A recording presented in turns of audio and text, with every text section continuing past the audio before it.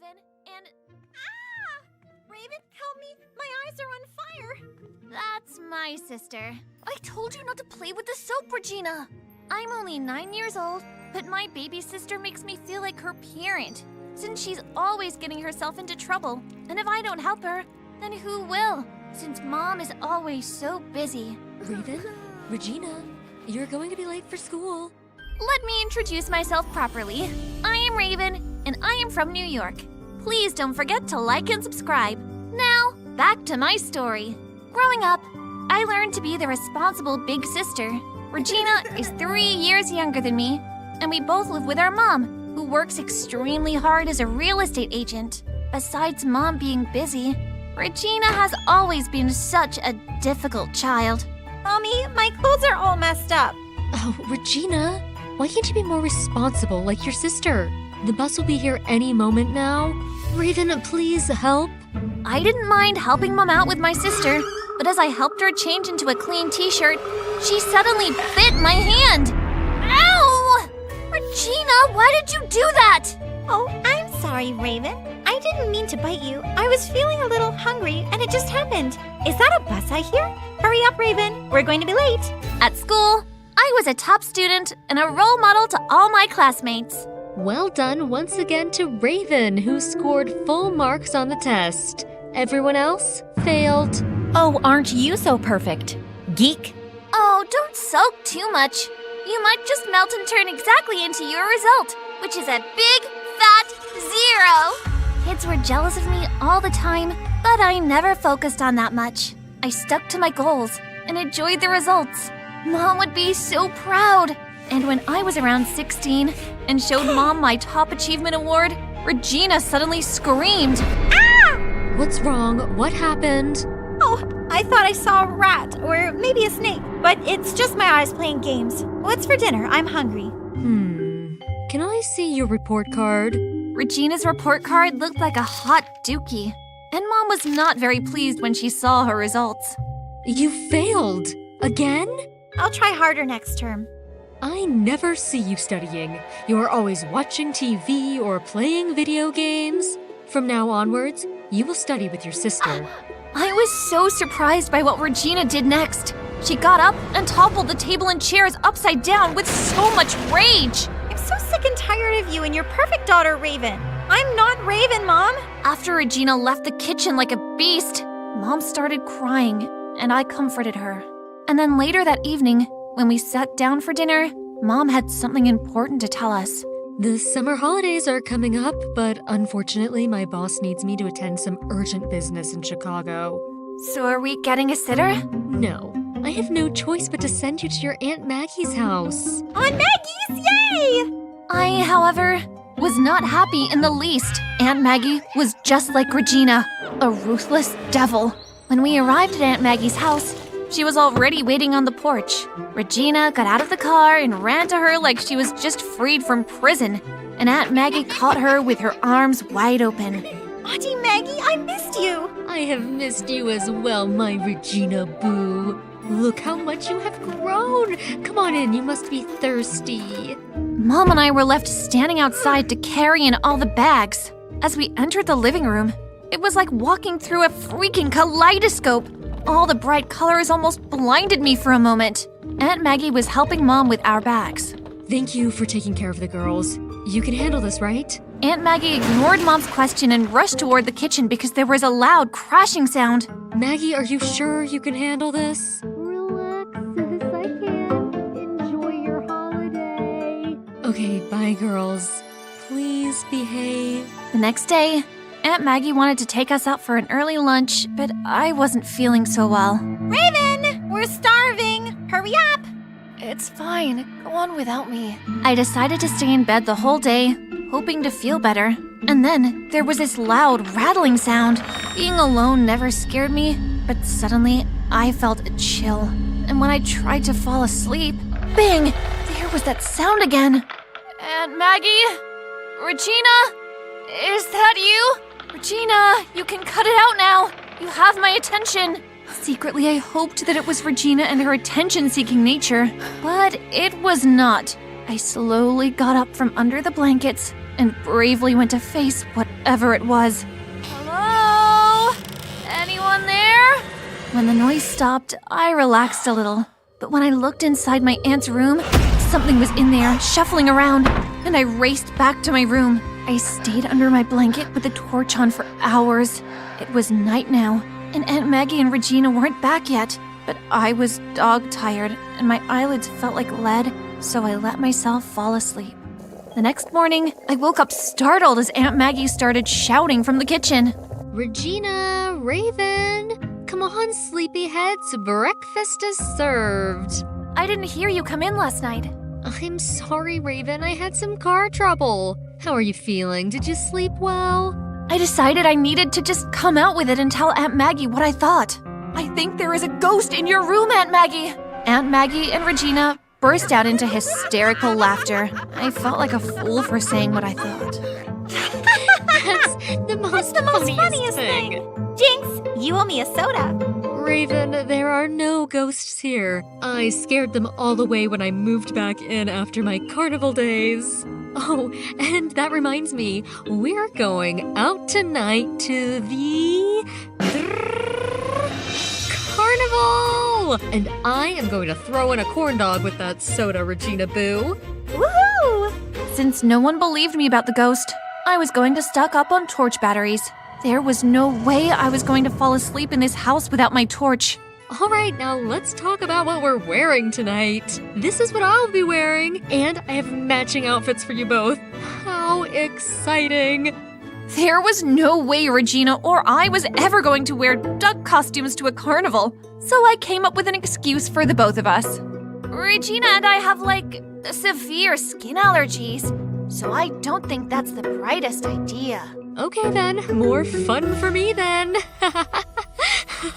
It felt good to be out and about, but Aunt Maggie was so into her ducks that she spoke about them all the way to the carnival.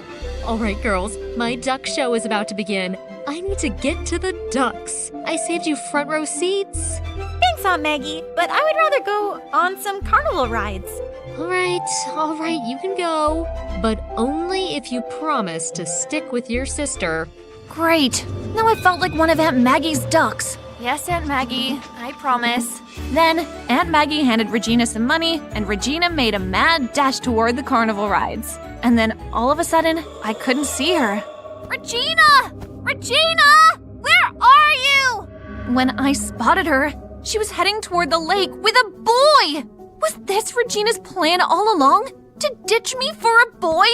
I called out to Regina, but she just ignored me and got into a boat with this boy. When I got down to where the boats were docked, I got into one and rowed frantically. And when I caught up to them, I shouted to Regina, Regina, get into my boat now!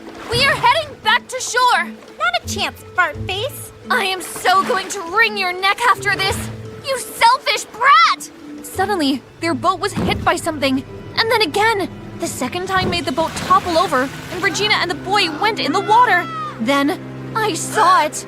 It was a crocodile, and it was heading for Regina. The stupid boy she was with just left her. Regina, grab onto the paddle! We got onto shore safely, and then Regina got out of the boat and bolted toward that very same boy. How could you just leave me to be eaten by a crocodile, you jerk? As she was arguing with her boyfriend she met 15 minutes ago, this other girl shoved Regina. Hey, why are you yelling at my brother? You freakazoid? Your brother left my sister to be eaten by crocodiles! My dad is the chief sheriff of this town, and if he finds out that you two newbies are trouble, we'll deport you back from whichever monkey land you came from. Well, looks like you and your brother are the biggest monkeys of this town. With that, I took Regina's hand and walked off. Later that night, while I was in the room watching Storytime Animated, Regina sat down quietly next to me. Thank you for standing up for me like that. I've always stood up for you, Regina, but you just never notice, since you're always so angry at me and Mom. You're better than me at everything, so I just hated myself for not being like you. Regina, there are so many beautiful things about you, and you have to love yourself first, and then you'll see the difference. While Regina and I were having a moment of sisterhood, Aunt Maggie came barging into the room. What you girls did tonight was not funny. We never said that it was. Regina could have been hurt, but Regina is fine. But I'll tell you who isn't. Georgina.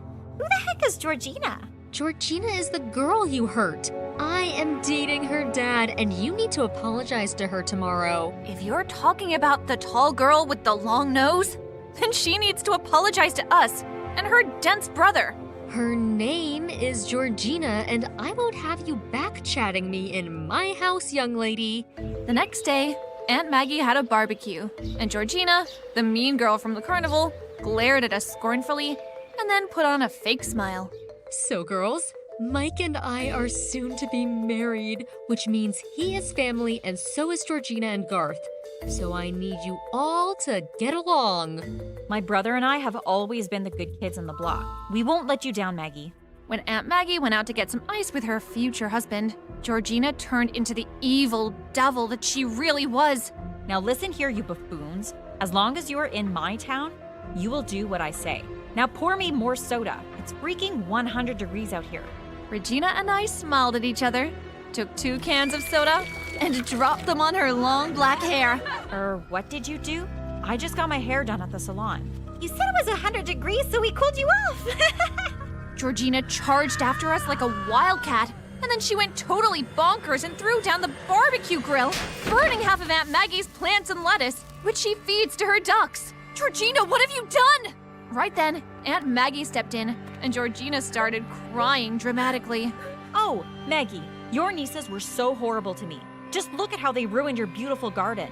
Aunt Maggie! Enough!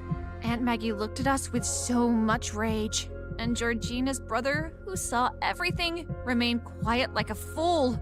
I have had enough of you two. I'm calling your mother. Things were so awkward at my aunt's house after that.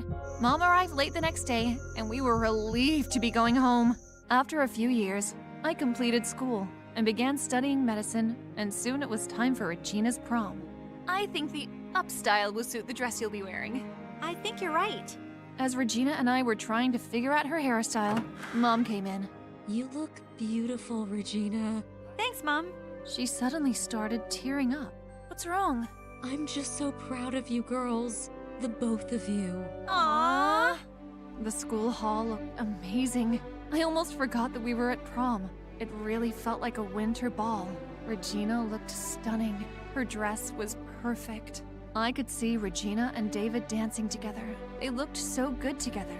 But then, I saw Regina stop all of a sudden, and she was shouting at someone next to David. Hey, what are you doing? I rushed over to where Regina was. She was covered in punch and shouting at the waitress. Look at me, it's ruined. My hair, my dress. Couldn't you watch where you're going? I turned to look at the waitress, and I almost fainted when I saw her. This was no accident. Let's call it payback. I couldn't believe what Georgina did. I pushed Regina out of the way, and I was about to school Georgia about real payback.